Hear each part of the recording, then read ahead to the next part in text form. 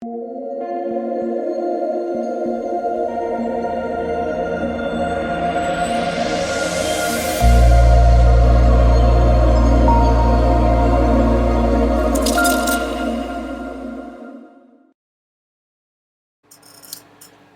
what is going on, guys? It's DK. Back at you with another video here to break down the two-game TBT basketball slate on Wednesday. Before I get into the video, if you guys are new to the channel, my name's DK. I make daily videos breaking down NBA, NFL, PGA, and esports daily fantasy sports sites. Esports including Call of Duty, League of Legends, and Counter-Strike CSGO. Again, guys, I want to say thank you guys for all the support. We're at 3.43 thousand subscribers. If you guys enjoy this content, which there's going to be a lot of, making 2, 3, 4 videos a day right now. We have TBT, CSGO, PGA. I just uploaded my video for the Workday Charity Open. We have Call of Duty upcoming this weekend. Yeah, there's a lot of stuff, but really excited to have some basketball. It's been fun watching these games. So, again, if you enjoy this content, if you can leave a like button, subscribe if you haven't already, and hit the notification bell. Easiest ways to support me right now is this is all free content, and if you're listening to Apple Podcasts, a 5-star rating and review would be greatly appreciated. But with that out of the way, let's jump into the video. So before we get into players and the prices for this two-game slate, what we can do is look back at my lineup here from Tuesday's slate. So Tuesday, a lot of stuff changed since I made that video, Monday night, and that's why it's very, very important to follow me on Twitter. It's in the description below, DK__DFS. One of the big things, Diamond Stoned was out. So I mentioned I really liked Eric Thompson as a value play. He was only 53% owned. He was in the 4K range, 4.6K. I feel like that was the easiest play of the day with no Diamond Stone, him being the only big. Also mentioned really liking Stevens once he was in the starting lineup. He was really cheap as well, 5.4K. They had an 8-man rotation, which was obviously a plus. So those two guys, if you played them, if you started lineup with those two bigs, you were probably in pretty good shape. Again, Keene was another guy spent up I really liked, former Central Michigan star. He just fills it up. Didn't have like the overall greatest day, I guess, but 16, 6, and 3 with a steal. I'll take that, right, with no Diamond Stone, too, more usage to go around. Devendorf was one of those guys I mentioned on Bayham's Army. It was a little bit tilting because he had a really good day, but did get in some foul trouble in the first half. A lot of people had Malachi Richardson. Malachi Richardson came in, got a couple of garbage steals. Yeah, I was tilting a little bit. Yeah, Malachi was fine. Jamil Artis was a little bit. He started terribly. Like I was tilting pretty hard on this too. He had like 4 turnovers and like a 3 in like the first half. Just he did not look comfortable in the second half. Luckily he scavenged a decent day, 8 and 6. But yeah, I mean, small forward was really, really thin. So I was okay with it. Rice was a guy, I was going back and forth with him and Octius. They're two of the cheap point guys I really liked. I mentioned really liking Rice, though, because, again, they're a little bit more short-handed. I don't know. I think Rice maybe slightly did better. I think 30, whereas Octius had like 27, 28. But those are two cheap point guards I liked. Again, guys, on these slates, the highest floor are those point guards and the bigs. And then Malcolm Thomas, 1 for 21 fantasy points at 5.2, wasn't bad. Isaac Haas was a little bit disappointing. That Syracuse zone, though, the 2-3 zone kind of affected him. Only 1 for 12, and I expected a little bit more. But all in all, cashed in the big tournament, cashed in my showdown, but ended up losing money overall in the day because I was 2 points short, or 3 points short in the $50 single entry. So, yeah, like I said, the reason I was tilting was because Malachi Richardson was a guy that was super popular in this one, right? 65% owned, and there was only 11 entries in this one. Top 3 win cash. But yeah, Devendorf with like 4 or 5 minutes left, got in foul trouble. Picked up his 3rd foul. He was low owned. He was 27% owned. So he was key for me. But unfortunately, again, the foul trouble, and Malachi Richardson came in, got a couple garbage steals in the first half. I was a little bit tilting, and it ended up made the difference, right? A 3-point swing from no money to $100 in the cash. So, yeah, even though I cashed in the big tournament easily, even though I cashed in the showdown easily, still lost a little bit of money overall because I didn't cash the $50 single entry. But again, I'm always open and honest with you guys. Yeah, sure, it's a little bit tougher to cash in the high dollar tournaments because a lot of these guys are following it, right? They're playing the sharp plays, right? But yeah, that's really the look back there. All right, let's talk about this two-game slate, and we have a lot to talk about here. First, let's start with the first game here, and Big X versus, Red Scar. We'll start with the Big X side first. One thing I want to mention is, I don't know what Draftkings is doing. They have Nick Ward as a point guard. He's like a Jared Sullinger-esque. He's huge. So that doesn't really make any sense, right? So just thought I'd mention that. I was like, what is going on? A bad thing about this roster. Honestly, really bad thing, right? So look at how many players they have. 1, 2, 3, 4, 5, 6, 7, 8, 9, 10, 11. All 11 players played. That's not great. And to make things worse, the top guy in minutes was Nick Ward at a little over 23 minutes. Yeah, again, if they're going to play all 11 players and play no one more than like low 20s minutes, this is a team that's going to be tough to get on, to be honest. Now, again, I think Nick Ward is interesting because they have him listed as a point guard. I kind of wish they had him listed as a shooting guard because then point guards have a higher floor than shooting guards. Then you could play a lot more bigs if Nick Ward is listed as a shooting guard. But I have some interest in just because he's a guy that's going to produce when he's out there, right? He had a good day in limited minutes, went for 18 and 5 with an assist and a block, right? He's just a guy that can score the ball in a very short amount of time. He can put up a lot of points in a short amount of time. So, sure, the minutes worry me. The fact that they have 11 players and they played all 11 worries me. But if he gets maybe a little bit more minutes, right, got 25, 26, I feel like he could have a pretty good day for his price point. And he's listed as a guard even though he's a center. So I have a little bit of interest there in Nick Ward. CJ Jackson at 6.7. He was pretty chalky the first slate because he was high-priced. But again, they didn't play him a lot of minutes. Now, he is a guy that is talented, right? But he played 22 minutes, 6.7K. Sure, he's still in play. Again, it's just the minutes worry me. Khalil Iverson, another big that I have a little bit of interest in just because he's another guy that can put up points in a short amount of time. Went for 11 and 7 with 3 steals. But all in all, I'm not super excited about this team. I really think you could fully avoid them if you want to, because there's some other players on this slate that I really like and some teams that are a lot more shorthanded. So if we look at their stats the last game, right, Nick Ward had the best day, 18, 5, and 1. You had Best go for 11, 3, and 6. CJ Jackson, 7, 2, and 3. Khalil Iverson, again, went for 7 and 11. But they played all 11 guys. Everyone got minutes. No one played huge minutes. Right? I don't really feel good about it.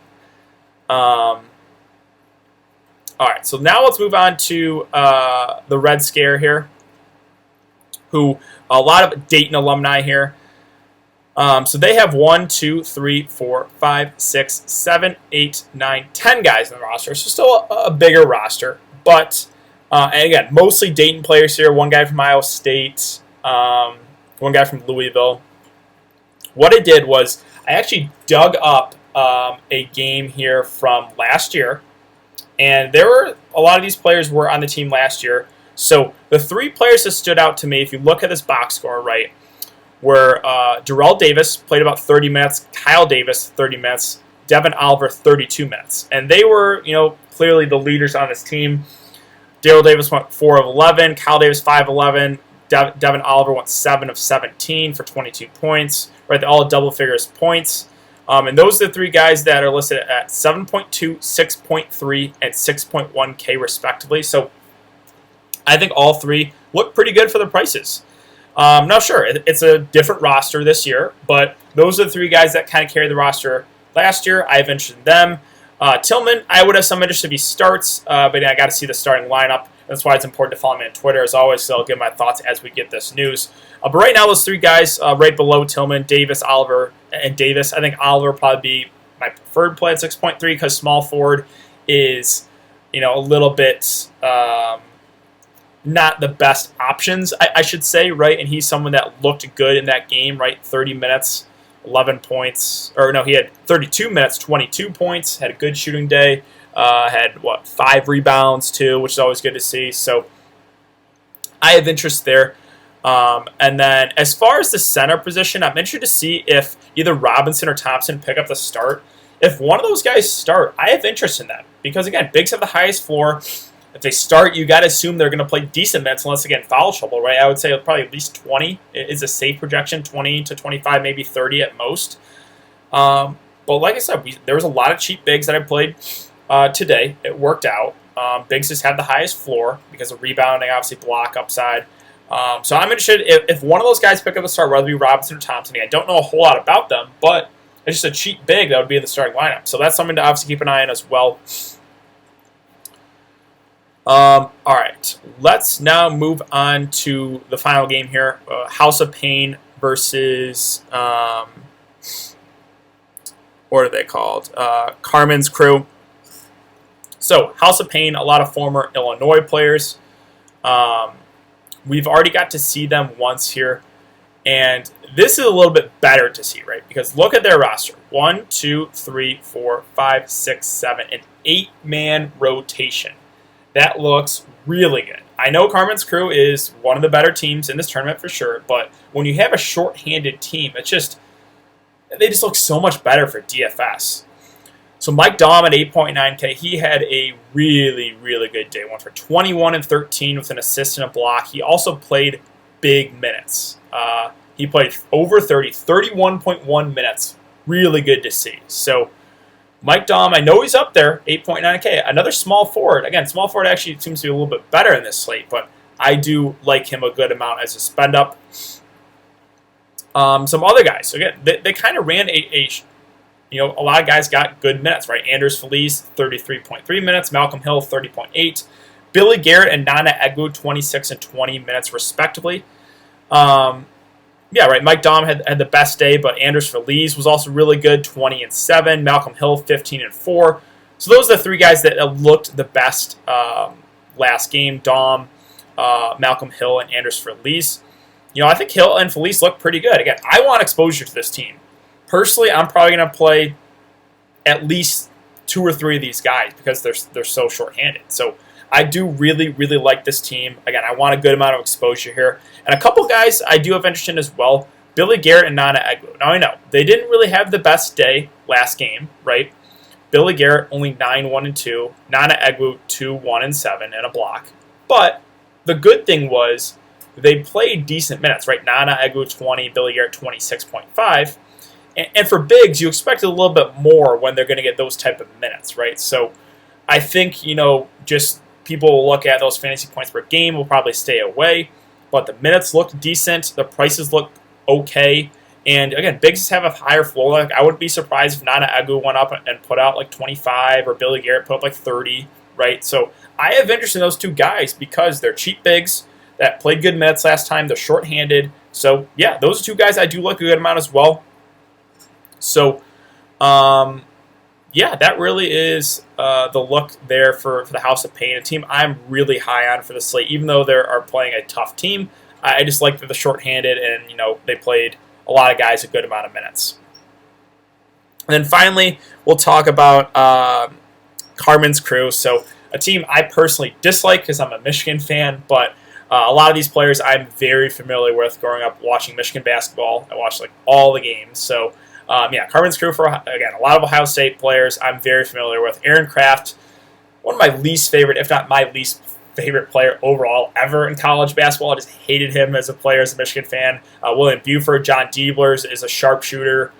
Dallas Lauderdale is a big that I think is interesting on the slate. A couple guys from not Ohio State, and then David Lighty, Lozelle Smith, McCamey. So, I also dug up, since we have not seen them play yet this year, a box score from their game last year against the Red Scar. Or the Red Scare? Yep, Scar. It's been a long day, guys. I have, been working on the golf, work on the golf spreadsheet, and then CSGO, and then TBT, and then the golf video. So, all right. So let's take a look at this box score from last year. So Aaron Kraft played 30 minutes. He's a guy that's just a hustler, right? He's a good defender. He's going to get you some steals, right? He had 3 steals, actually, that game.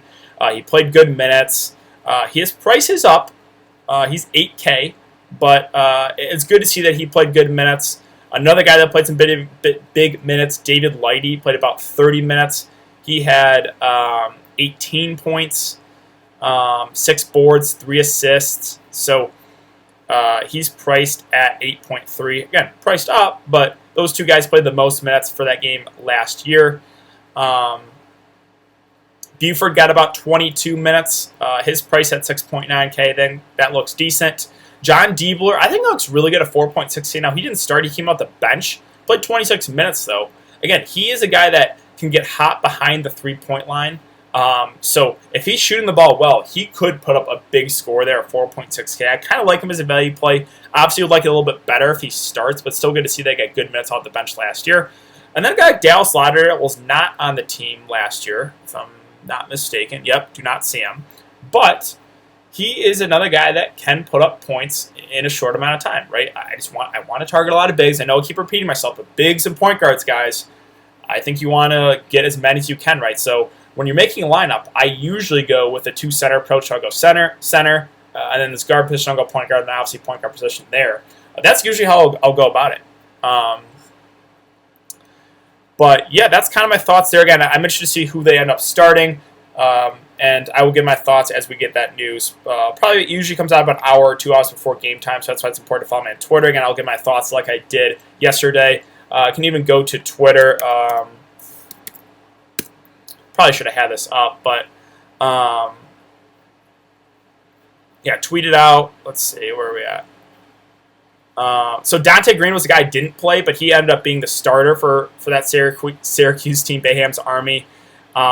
I mentioned I liked him as a big. I think he was like below 5K. Again, Deshaun Stevens pulled up some stats here from last year. He averaged a double-double. I said I really liked him. And then, again, Diamond Stone out. I really like Eric Thompson's value play. So you'll get stuff like that. If you follow me on Twitter, again, I'll give my thoughts. And if you're curious, if you want to ask me a personal question, you can always DM me. If you want to say, like, who do you prefer between this player or this player, I'd be happy to help. But yeah, I think that's really going to do it for today's video, guys. So if you haven't enjoyed the content so far, I'd really appreciate it if you'd like this video. Subscribe if you haven't already and hit the notification bell. Again, guys, we've got so much content coming out for you guys every single day. But yeah, I hope you guys have a good day. Hope you guys win some good money tomorrow, and I will see you all in the next video.